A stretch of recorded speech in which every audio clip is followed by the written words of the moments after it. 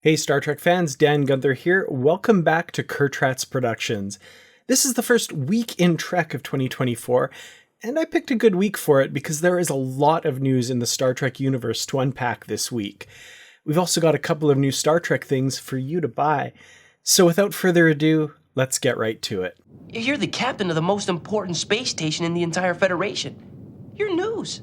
We all know that Star Trek Discovery's fifth and final season is coming to Paramount Plus in April of this year, but a select few lucky people will get to see it early. The annual South by Southwest TV and Film Festival will be screening the Season 5 premiere, and attendees will get the first real look at Discovery's final season with the premiere episode titled Red Directive. The festival is held in Austin, Texas, and runs from March 8th to 16th, which means if you're at South by Southwest, you'll get to see Discovery Season 5 a few weeks early.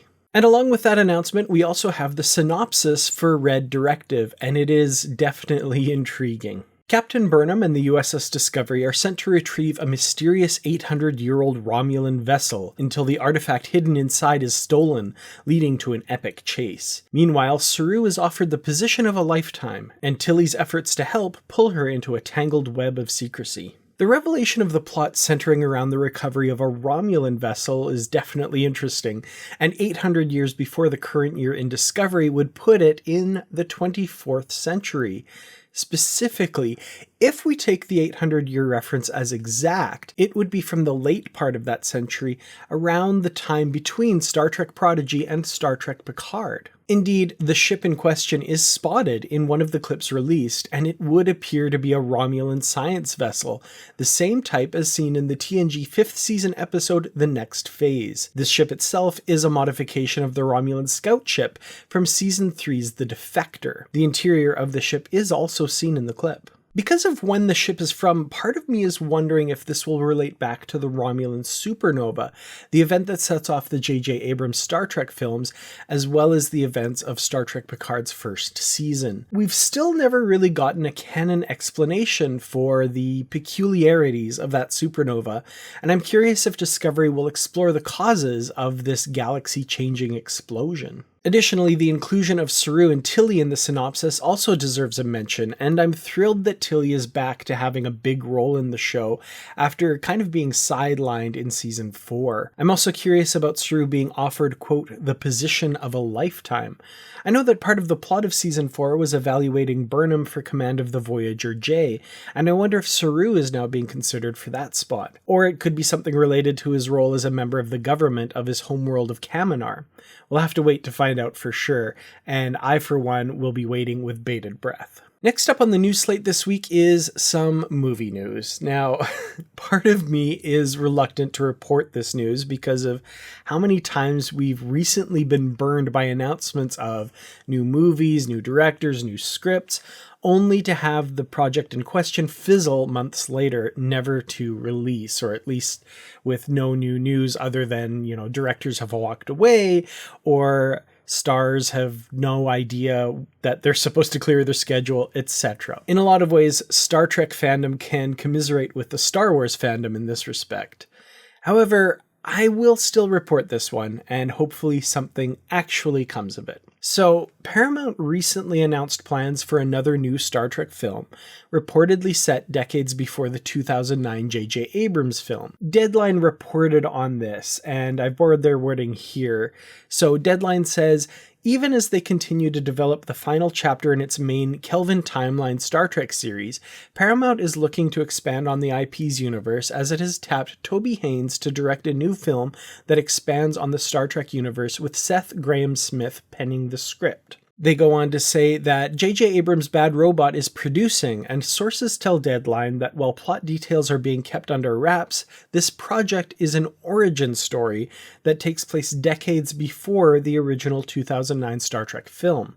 Insiders go on to add, the final chapter in the series, Star Trek IV, remains in active development. So there's lots to unpack there. First of all, the decades before the original 2009 film would indicate it's at least possible that this movie takes place before the destruction of the USS Kelvin, and therefore before the split between the Prime and Kelvin timelines.